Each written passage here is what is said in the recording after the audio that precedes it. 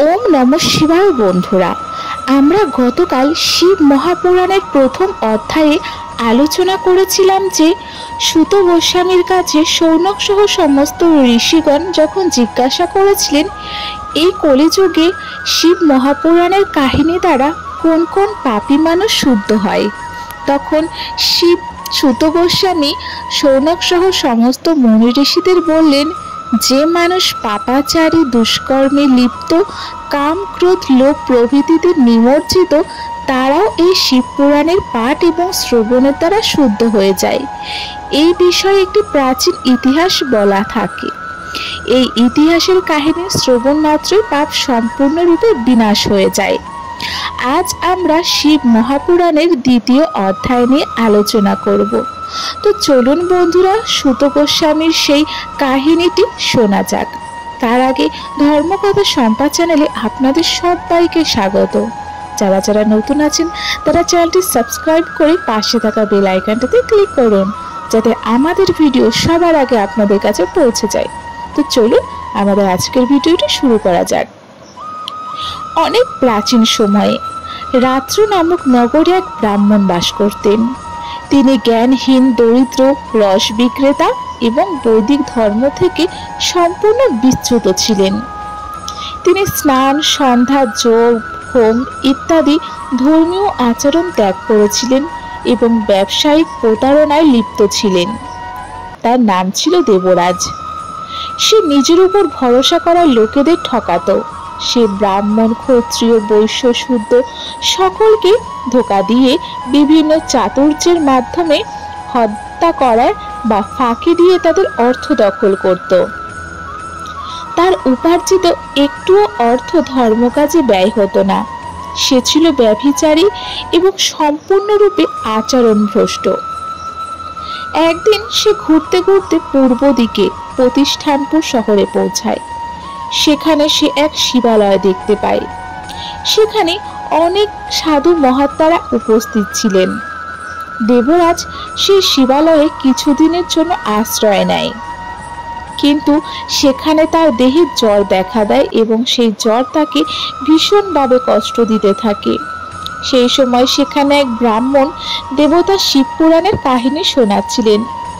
জ্বরের কাতরে দেবরাজ সেই ব্রাহ্মণের মুখ থেকে শিব পুরাণের কাহিনী নিয়মিতভাবে শ্রবণ করছিলেন। 1 মাস পর জ্বরে ভীষণ কষ্ট পেয়ে সে দেবরাজ প্রাণ ত্যাগ করেন। তারপর যমরাজের দূতেরা এসে তাকে পাশ দিয়ে বেঁধে বলপূর্বক যমপাড়িতে নিয়ে যায়।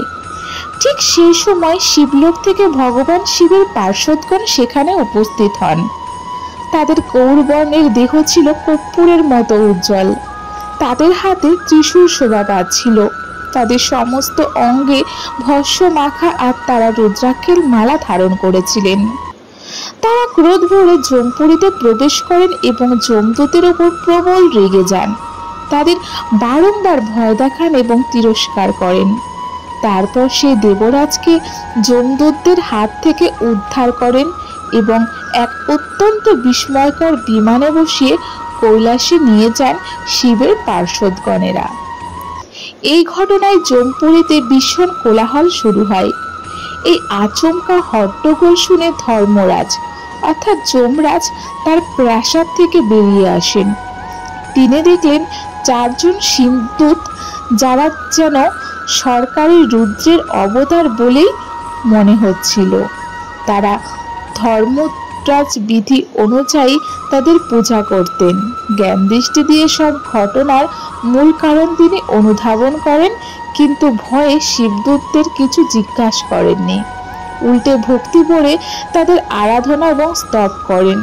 তারপর সেই শিবদূতগণ দেবরাজকে নিয়ে কৈলাসে চলে যান। সেখানে পৌঁছে তারা এক ব্রাহ্মণ দেবরাজকে ভগবান শিবের হাতে সমর্পণ করেন। এভাবেই সেই দেবরাজের মুক্তি ঘটে।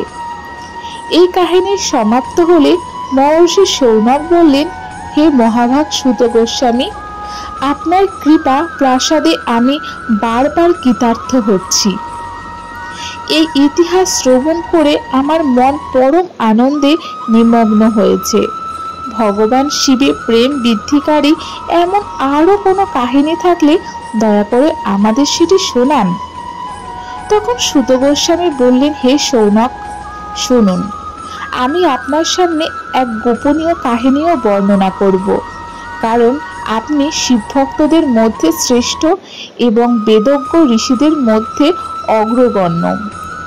অনেককাল আগে সমুদ্রের নিকট অঞ্চলে এক গ্রাম ছিল, যার নাম ছিল বাসকল বা ওয়াসকল। এই নাম বাসকল বা বাসকলার মতো সংস্কৃত শব্দ হতে পারে। সেই গ্রামের মানুষজন ছিল সম্পূর্ণভাবে বৈদিক ধর্ম থেকে বিচ্যুত এবং মহাপাপের মধ্যে নিমগ্ন। সেই ব্রাহ্মণরাও ছিল চূড়ান্ত দুষ্টু। তাদের মন সবসময় ভোগ বিলাস আর কামনাতেই ডুবে থাকত। তারা না দেবতাদের বিশ্বাস করত, না ভাগ্যের উপর আস্থা রাখত। তারা সবাই ছিল কুটিল চিত্র, দুর্নীতিপূর্ণ স্বভাবের। তারা কৃষিকাজ করত এবং বিভিন্ন ধ্বংসাত্মক অস্ত্র শস্ত্র ধারণ করত। তারা ছিল ব্যভিচারী এবং নিষ্ঠুর প্রকৃতির। অন্য জাতির লোকেদের কথা তো বাদই দিন, তারা সেই ব্রাহ্মণদের মতোই কুটিল মনের, ধর্মবিমুখ ও দুষ্ট। সেই গ্রামের নারীরাও ছিল কুটিল, নিজের ইচ্ছা মতো চলা, পাপে আসক্ত এবং দুরাচারী। তাদের মধ্যে সদাচার বা শীল আচরণের কোনো বালাই ছিল না। ঠিক সেই বাসকল নামক গ্রামে একসময় বিন্দু নামক এক ব্রাহ্মণ বাস করত। সে ছিল অত্যন্ত অধম, কুটিল চিত্র এবং মহাপাপী। তার স্ত্রী ছিল এক অত্যন্ত রূপসী নারী, যার নাম ছিল চঞ্চুলা। সে সদা ধর্ম পালনে নিযুক্ত ছিল, কিন্তু তবুও সেই বিন্দু ব্রাহ্মণ তার স্ত্রীকে পরিত্যাগ করে ব্যভিচারে লিপ্ত হয়ে ওঠে।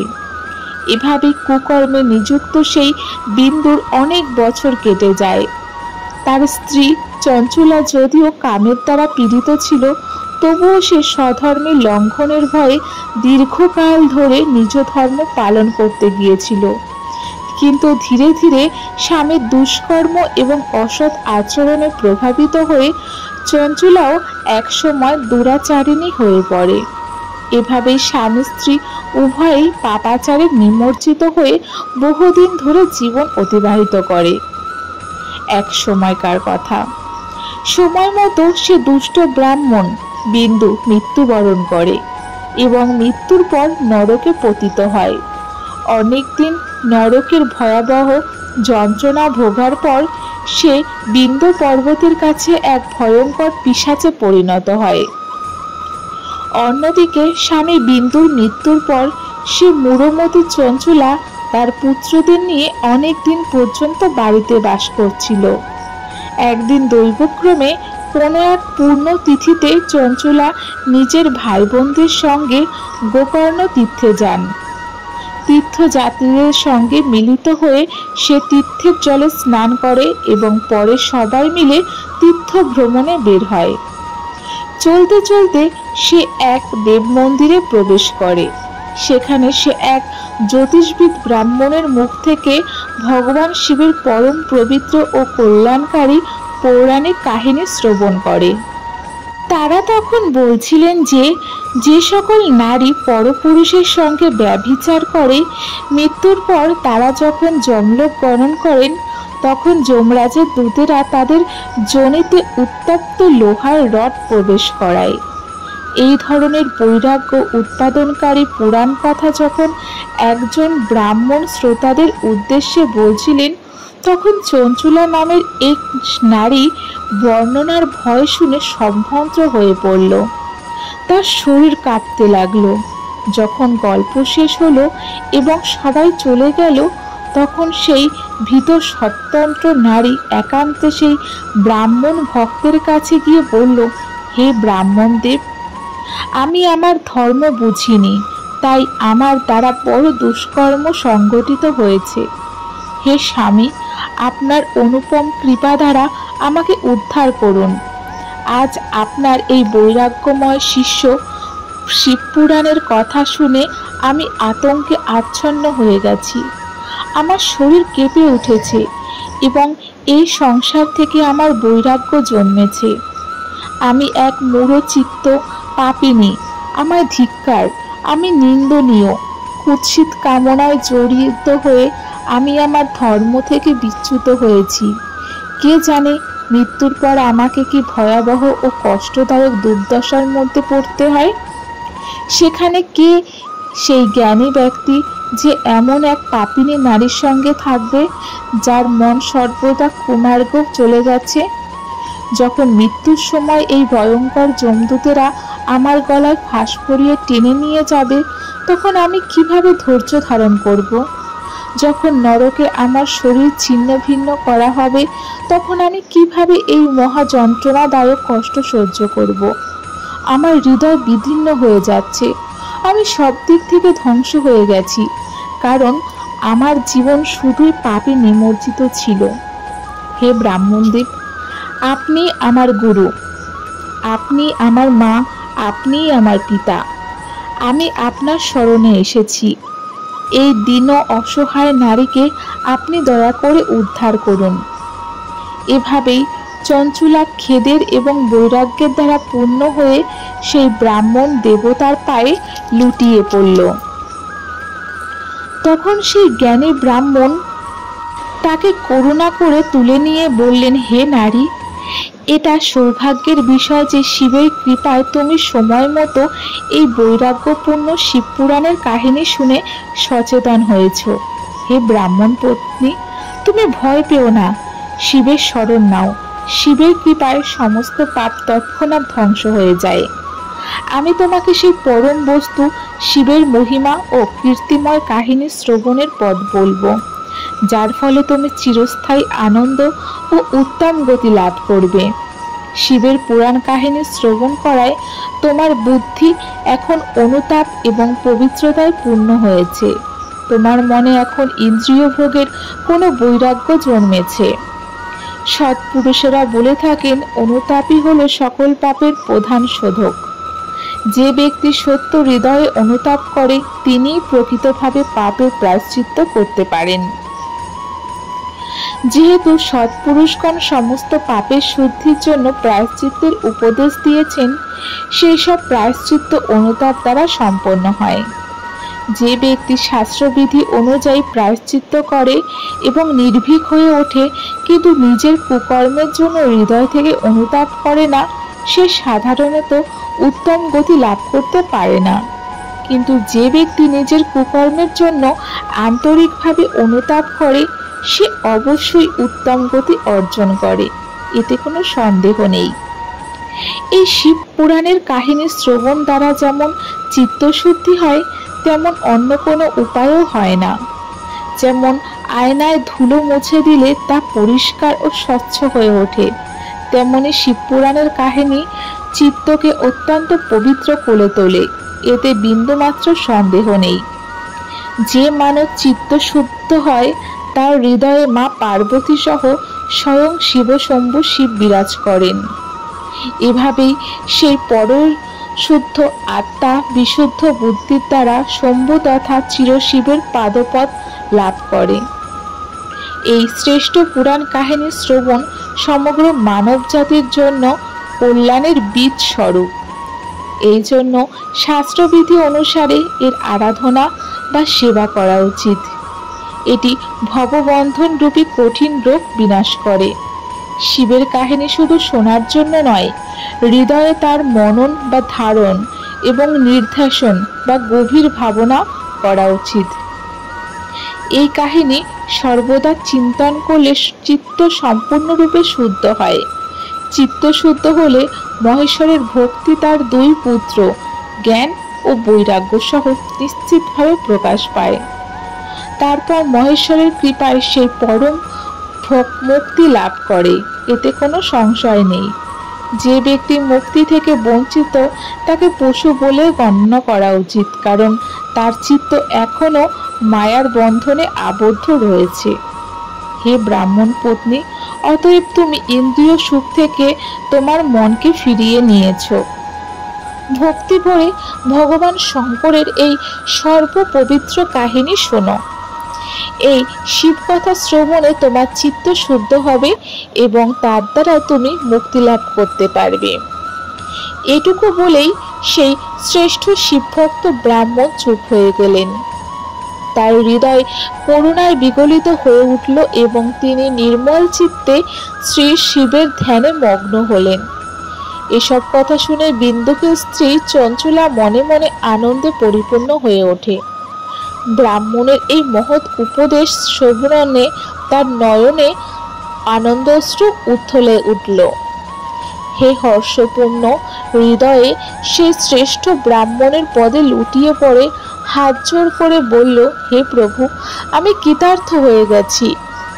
এরপর উঠে দাঁড়িয়ে সেই বৈরাগ্যযুক্ত উত্তম বুদ্ধি সম্পন্ন নারী, যে পূর্বে নিজের পাপের জন্য আতঙ্কিত ছিলেন, সেই মহান শিবভক্ত ব্রাহ্মণকে হাত জোর করে আবেগময় কণ্ঠে বলে উঠল, হে ব্রাহ্মণ, হে শিবভক্তদের মধ্যে শ্রেষ্ঠ স্বামী, আপনি সত্যিই ধন্য, আপনার সর্বদা পরোপকারে নিবেদিত। হে সাধু, আমি যেন নরকের মহাসমুদ্রে পতিত হয়ে যাচ্ছি, আপনি অনুগ্রহ করে আমাকে উদ্ধার করুন। আপনার মুখে পৌরাণিক অর্থতত্ত্ব সমৃদ্ধি যে সুন্দর শিবপুরাণের কাহিনী আমি শুনেছি, তা শ্রবণ করে আমার মনে সমস্ত ইন্দ্রিয় সুখ থেকে বৈরাগ্য উৎপন্ন হয়েছে। এই শিবপুরাণ শুনবার জন্য এখন আমার কোনো এক গভীর শ্রদ্ধা জন্মেছে। এভাবে বলার পর চঞ্চলা হাত জোর করে সেই ব্রাহ্মণের কৃপা পেয়ে শিবপুরাণ শ্রবণের ইচ্ছা নিয়ে তার সেবায় নিযুক্ত হলো এবং সেখানেই রয়ে গেল। এরপর শিবভক্তদের মধ্যে শ্রেষ্ঠ এবং বিশুদ্ধ বুদ্ধি সম্পন্ন সেই ব্রাহ্মণ সে স্থানেই বসে বসেই সেই নারীর জন্য শিবপুরাণের শ্রেষ্ঠ কাহিনী পাঠ করতে লাগলেন। এভাবে সেই গোকর্ণ নামক মহাক্ষেত্রে সেই মহান ব্রাহ্মণের কাছ থেকে চঞ্চলা শ্রবণ করলেন শিবপুরাণের সেই পরম উৎকৃষ্ট কাহিনী, যা ভক্তি, জ্ঞান ও বৈরাগ্যকে বৃদ্ধি করে এবং মোক্ষ প্রদান করে। এই কাহিনী শ্রবণ করে সেই ব্রাহ্মণপত্রী চঞ্চলা কৃতার্থ হয়ে উঠল, তার চিত্ত পবিত্র হয়ে গেল। ভগবান শিবের কৃপায় তার হৃদয়ে শিবের সদ্গুণের চেতনা উদয় হলো। সে বারবার ভগবান শিবের সচ্চিদানন্দময় স্বরূপে ধ্যান করতে লাগলো। এরপর নির্ধারিত সময় পূর্ণ হয়ে সেই চঞ্চলা, যিনি তখন ভক্তি ও জ্ঞান বৈরাগ্যে পরিপূর্ণ, যন্ত্রণাহীনভাবে নিজের দেহ ত্যাগ করল। ঠিক সেই সময় ত্রিপুর শত্রু ভগবান শিব এক দিব্য বিমান পাঠালেন, যেটি অত্যন্ত দ্রুতগামী, শিবের নিজস্ব গণদেবতাদের দ্বারা পরিবেষ্টিত এবং অপূর্ব অলঙ্কার ও সৌন্দর্য দ্বারা সুশোভিত। চঞ্চলা সেই বিমানে আরোহণ করলেন। ভগবান শিবের শ্রেষ্ঠ পার্শ্বদরা তাকে সাথে সাথে শিবপুরীতে নিয়ে গেলেন। ততক্ষণে তার সমস্ত পাপরূপী মলিনতা ধুয়ে গিয়েছে। সে এক দিব্য দেহ ধারণকারিণী রূপে পরিণত হয়েছে। তার দিব্য অঙ্গ প্রত্যঙ্গ সৌন্দর্য বৃদ্ধি করেছে। শিবপুরীতে গিয়ে সে সনাতনী ত্রিনেত্রধারী মহাদেবের দর্শন পেলেন। সকল প্রধান দেবতারা তখন তার সেবা করছিলেন। তার অঙ্গ থেকে কোটি কোটি সূর্যের সমান কান্তি বিচ্ছুরিত হচ্ছিল। গলায় নীল চিহ্ন সৌন্দর্য বৃদ্ধি করছিল। 5টি মুখ এবং 5টি মুখে 3টি করে নয়ন। মস্তকে অর্ধচন্দ্রযুক্ত মুকুট শোভা পাচ্ছিল। তিনি তার বাম পার্শ্বে গৌরী দেবীকে বসিয়ে রেখেছিলেন, যিনি বিদ্যুৎ পুঞ্জের মতো দীপ্তমান রয়েছিলেন। গৌরীপতি মহাদেবের কান্তি ছিল কর্পূরের মতো শুভ্র।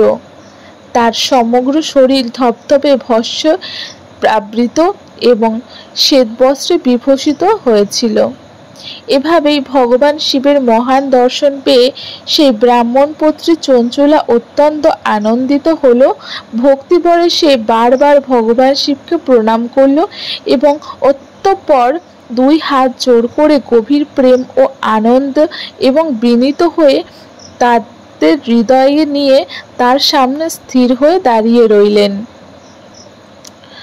চঞ্চলা নয়ন থেকে আনন্দ অশ্রু এক আবিরল ধারা প্রবাহিত হচ্ছিল। তার সারা দেহে এক অপূর্ব রোমাঞ্চ জেগে উঠেছিল। ঠিক সেই সময় মা পার্বতী এবং ভগবান শিব করুণাপূর্ণ চঞ্চলার নয়ন থেকে আনন্দ অশ্রুর এক অবিরল ধারা প্রবাহিত হচ্ছিল। তার সারা দেহে এক অপূর্ব রোমাঞ্চ জেগে উঠেছিল। ঠিক সেই সময় মা পার্বতী এবং ভগবান শিব করুণায় পূর্ণ হয়ে তাকে স্নেহে নিজের কাছে ডাকলেন। মা পার্বতী সে দিব্যরূপ ধারিণী ও বিন্দুর প্রিয়া চঞ্চলাকে সন্দেহ স্নেহে তার সখী হিসাবে গ্রহণ করলেন। তারপর চঞ্চলা সনাতন ধামে অবিচলভাবে বাস করতে লাগলো এবং সেখানে অক্ষয় সুখ অনুভব করছিলেন। একদিন চঞ্চলা চরম আনন্দে নিমগ্ন অবস্থায় উমা দেবীর কাছে গিয়ে প্রণাম করল। 2 হাত জোর করে সে মা উমার স্তব করতে লাগলো। চঞ্চলা বলেন, হে গিরিরাজ নন্দিনী, হে স্কন্দমাতা উমে, মানব জাতি আপনাকে চিরকাল সেবন করে এসেছে। আপনি শম্ভুর প্রিয়া, সকল সুখদায়িনী, আপনি ব্রহ্মস্বরূপিণী। বিষ্ণু ও ব্রহ্মার সমস্ত দেবতা আপনাকে সেবা করেন। আপনি এই জগতের সৃষ্টি, পালন এবং সংহারকারিণী। আপনি 3টি গুণ, সত্য, রজ ও তম, এই ত্রিগুণের আশ্রয়, আপনি পরাশক্তি। এভাবেই দেবী পার্বতীর স্তব করে চঞ্চলা মাথা নত করে নীরব হয়ে রইলেন। তার চোখে প্রেমাশ্রু টলমল করছিল। তখন করুণা ভয় ভক্ত বৎসল্যা শঙ্কর প্রিয়া দেবী পার্বতীর চঞ্চলার প্রতি স্নেহে বললেন, হে সখী চঞ্চলে, তুমি যে স্তব করেছ তা শুনে আমি অতিশয় প্রসন্ন হয়েছি। বলো, তুমি কি বর চাইছ? তোমার জন্য আমার কিছুই নেই। তখন চঞ্চলা বলেন, হে নিষ্পাপ গিরিরাজ কুমারী, আমার স্বামী বিন্দু এখন কোথায়? তার কি গতি হয়েছে? আমি কি কিছুই জানি না। তিনি যেন আবার আমার সেই পতিদেবের সঙ্গে মিলিত হতে পারি, এমন ব্যবস্থা করুন। হে মহেশ্বরী, আমার স্বামী এক শূদ্র জাতীয় এবং সর্বদা পাপে নিমজ্জিত ছিলেন। কে জানে তিনি এখন কোথায়, কি অবস্থায় আছেন। একথা শুনে মা পার্বতী বললেন, হে কন্যা। বন্ধুরা, চঞ্চলাকে মা পার্বতী কিভাবে তার স্বামীকে উদ্ধার করবার কথা বললেন সে বিষয়ে আমরা আগামী দিন আলোচনা করব। তো আমাদের শিব মহাপুরাণের কাহিনীটি আপনাদের কেমন লাগছে?